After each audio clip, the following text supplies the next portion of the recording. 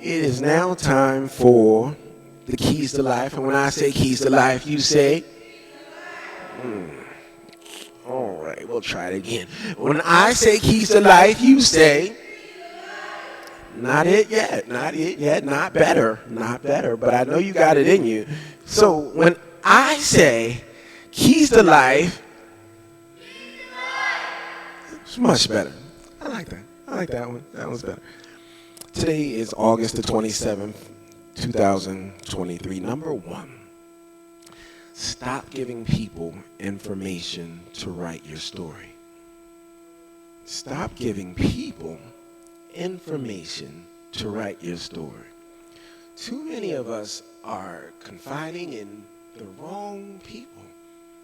And some of us are confiding in the people that we literally don't need to do. We don't need to even sometimes talk to some of the people we talk to. And so how they write your story and how they talk about you is up to them. Why? Because you told them enough information. You gave them enough to talk about.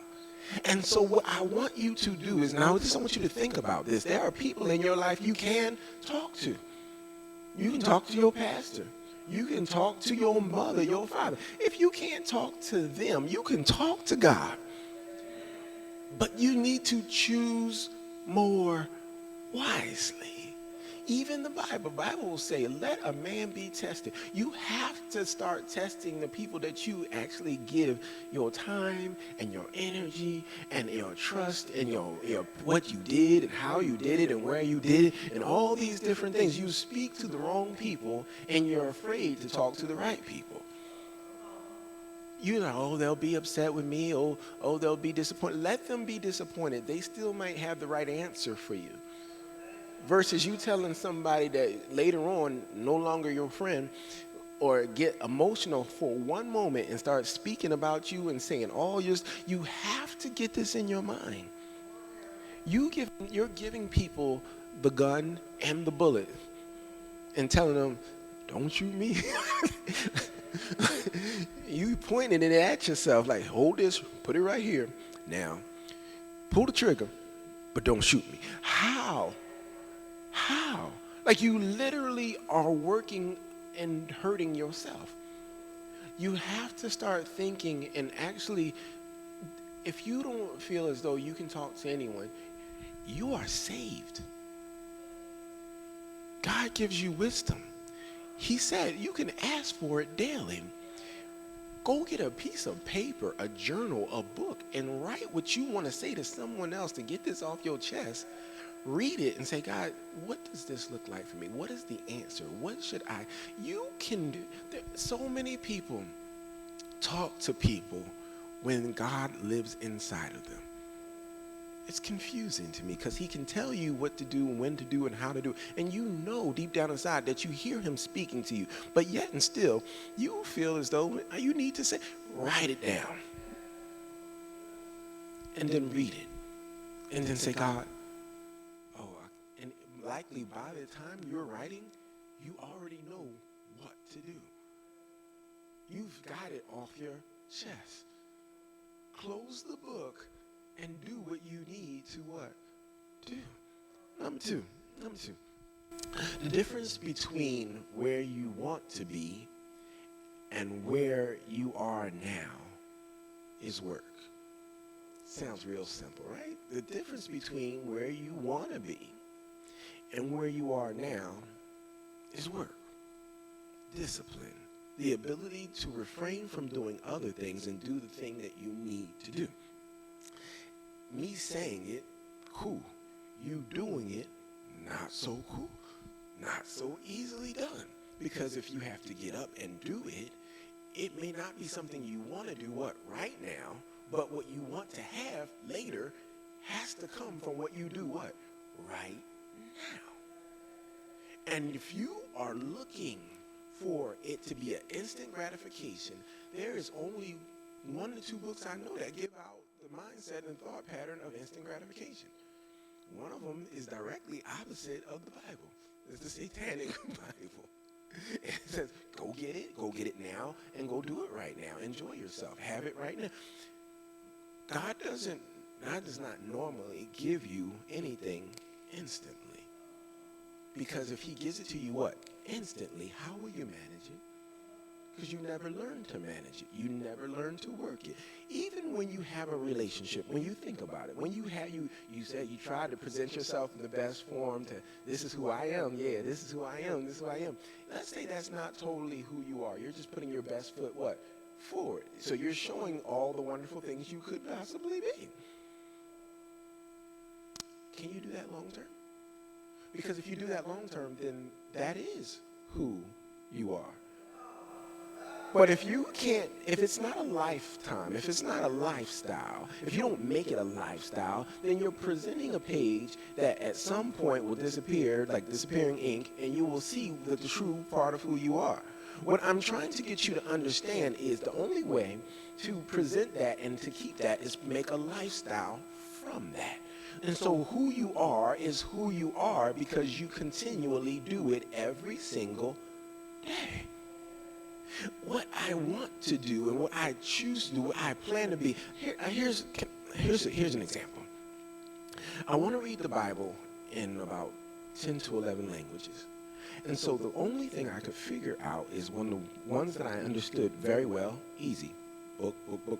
The ones I don't understand really well, I just started doing Arabic and Russian, and so I was like, okay, I'll read along. But I can't miss a day reading along. I missed a day, then I missed the 2 days, and I missed 3 days, and then I missed 4 days, and all of a sudden I'm off.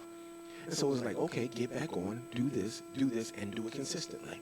And so after a while, I'm finishing books, and I'm finishing a book. And so I'm accomplishing what I want to what? Accomplish. I told you about swimming. I told you last year I started swimming. I tried to start swimming, and I was like, oh, it's kind of bad because I'm just taking in all this water and not doing the way I want to do it. Then I had to have the surgery, and I couldn't swim for about 6 weeks. That's 6 weeks. No, 2 months, 3 months, and then 3 months turned to 6 months. And I got right back. I'm back at it. And the first day, I got down. I got in the water, and it looked bad. It looked like, you gotta see me. I'm 6'2", 250 pounds. Me in the water, and I'm talking about, I'm not like out in the deep end. I'm like here. Now, I could say it was bad. Like, it was embarrassing bad. Because everything I remember, everything I learned, I forgot. And so I had to reteach myself because I hadn't done it for. Kirsten has been doing her baking longer than I have been practicing swimming. I had to think about that and say, so she's been doing this for over a year, just consistently. What have I, and this is the same thing I tell you, right? What have you been doing what? Consistently. And what I tell you normally is, don't expect much from something you won't do what? Consistently. And so when I went back, I had to tell myself, stop expecting to be who you were when you stopped because you didn't do it long enough to produce something amazing, to produce something great. And so I had to get that in my mind, and I had to stop looking around at people looking at me because they was looking at me. And I'm like, why are you looking at me at 5:30 in the morning? And I came back the next day, and I came back the next day, and I came back the next day, and then I found a rhythm, and then I figured it out, and I worked it, and and I'm doing this, and I'm doing it. And it's not that I'm where I want to be, but I'm so far from where I was. And what I'm trying to get you to understand, whatever it is that you're trying to accomplish, don't worry about if you suck at it now. Don't worry about if you don't know the love language. Don't worry about if you made bad stitching, or whether you put the wrong key, or you sang the wrong part, or you cooked it and it wasn't great. Work on it. And then work on it again. And then what? Work on it again. And work on it. You work on it till you can't get it wrong. So many people are working on it till you get it right. No, work on it till you can't get it what? Wrong. You trying to figure out how to stop the sin. You stop sin by stopping sin. What do I say? What I'm saying to you is over and over again, every day, you fight the fight. And you fight that moment, and then you fight that next moment, and you fight that next moment, and you fight what? The next moment, and you fight what? The next moment, and the next moment. And don't look for nobody to pat you on the back. You just know it's a lifestyle I'm living. You live the lifestyle, you become the lifestyle. You are not the lifestyle in the beginning. If you didn't get anything else down, you are not the lifestyle in the beginning. You are putting your best foot forward like you on a date. That's what you're doing in the beginning, putting your best foot forward like you on a date. That is not who you are. But if you do it consistently, then you will become it. You can't be moving forward because I'm on the second note. So, now, all right. Clearly, I'm moving to I was on that one. She was like, look like he done with the keys. Number 3. My point was clearly done. Number 3. Speak what you need, not what you feel. Speak what you need, not what you feel. Not what you feel you need. Speak what you need, literally knowing you need it, not what you feel. Can I go back to the swimming? Okay, great. So after a while, I'm finally at a point where I'm doing laps. And I'm doing laps. Well, at 5:20 or 5:30 in the morning, you don't really feel like doing laps. And if you've been working all week long and you tired, boss, you just don't want to do, you like, it's Friday, I ain't really got it. But if I say, I ain't got it, what am I going to do? I'm going to get out the pool. So after a while, I started telling myself stuff like I was pushing myself. Like, what I didn't say how I felt, because when I said I was tired, my arms I started splashing, things going wrong, everything was going on. But when I told myself, I said, just give me one more. I'm at the end, give me one more. People walking around, I don't care. Give me one more. So I went forward, came back. Good. Kill this one. You messed that piece up, kill this one. This one you got. Go, give me 4 more lengths. Go further. I need more from you. And I'm talking to my, self. Here's the thing. If you focused on whether people can hear you, people know what you're saying, people know what you're doing, you will never succeed. You are going to be your greatest encouragement. You are going to be your greatest criticizer. You're going to be the one that says, get it right, and you're going to be the one that says, good job, now keep working.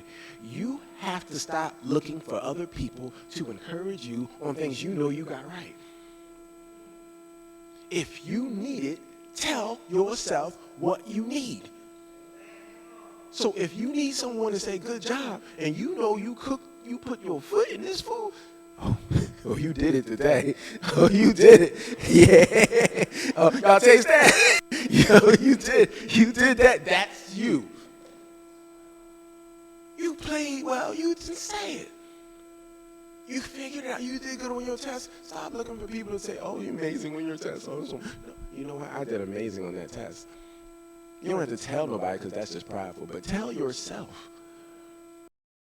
And I need you to get that, because the only one that's going to ever really push you and be around for everything to push you is you. Here's the key to make it spiritual and natural at the same time. The same way you have to push yourself to succeed in life is the same way you have to push yourself not to screw it up, not to sin. Because as much as you think, if we do our sins in the dark, then when do the sins show up? Pay attention to me. If I'm going to do it in the dark because I don't want nobody to see me, where's the fight? In the dark. So who's watching you sin? Ain't nobody else watching you sin. Because you want to do it so nobody knows that you're doing it. You going over her house or his house incognito. So who gonna tell? Who is you gonna tell? You gotta say, turn the corner. Take yourself back home. Stop playing. Don't say that. Shut up. That's why I tell you to shut up to yourself. Tell yourself, be quiet. Just tell yourself to be quiet. Who else gonna tell you to be quiet? Here's the key. If we all prideful, you gonna listen to somebody else tell you to be quiet? You gonna be like, be who? Who? So I need to be quiet. See, now we on another level. But if you tell yourself, you can listen to you. because you ain't going to beat yourself up. You understand? You will tell yourself, put that down. You don't need no more. You ate enough. We don't eat to... When you feel that way, grab whatever part of you don't want to look at. You're like, right here. You really want that sandwich? You really want it? Cause I feel it, right? And just talk to yourself, like right there, that backside or the stomach, whatever part you already ate. Somebody say, you want some more? No, go. One's enough. You understand what I'm saying? Stop looking. You people. I have 2 more minutes. You people, listen to what I'm saying. You need to tell yourself what you need to hear, because you spend most of your time trying to get someone else to tell you what you need to hear. Well, if you know what you need to hear so well, and you know you so well, why won't you tell you? Just you tell you. It's interesting when the Bible says that you can drink but not get drunk. Where's the key in that? Is the key in the bartender or is the key in you? I feel like I need to feel. I don't need to do more than what I've already done. Do you get that? Do you see that? Take that and put that in everything. I filled myself. I don't need to be full. I did this. I don't need to have more. We consume too much. We do too much. We ask for too much. We go for too much. I asked some people to do some things for me. I should do some things for myself. Stop being so lazy and stop being so selfish. And what about what I want? And what about how I feel? You understand? What about me? So I need you to get that in your mind so that you can now you can start to walk. So you can finally be able to run this race and stop looking for other people to run it for you. And those are the keys to life.